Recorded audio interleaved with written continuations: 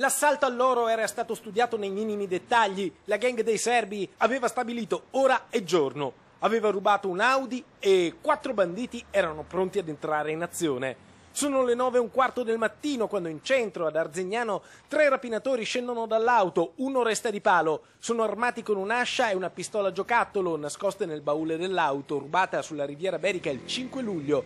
Stanno per fare irruzione nel negozio Oro e Ingrosso. Pochi istanti e fuggiranno col bottino, ma il colpo dura meno del previsto e finisce subito. I malviventi si trovano circondati da una trentina di carabinieri in borghese che con mitra e pistole li bloccano e li arrestano.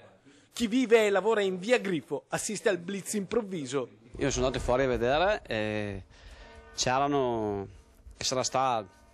parecchi carabinieri in borghese, dopo hanno messo sulla divisa, avevano le pistole, gli altri sono tirati fuori dalla macchina. 2 li hanno buttati per terra, uno di lato su quella casa là e l'altro sulla ringhiera. I carabinieri avevano tirati fuori le pistole, hanno cominciato a urlare, li hanno tirati fuori. Rapidissimi, sta una roba, velocissima. In manette 4 serbi trentenni. Il quinto viene arrestato nel pomeriggio quando i carabinieri gli piombano in casa ad Altavilla Vicentina.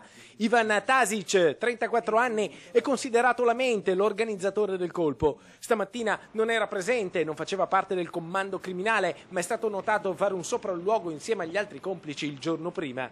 Operazione non molto importante, importantissima, che corona tanti sacrifici e che porta a compimento un progetto che ho deciso di condurre sul territorio di questa provincia per infrenare un po' i reati predatori.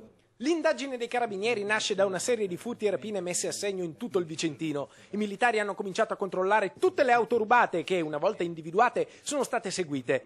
Così gli investigatori sono arrivati alla gang dei serbi. La banda è sospettata di aver colpito altre oreficerie in Veneto, ma questa volta no, oggi sono arrivati prima i carabinieri. Negli ultimi giorni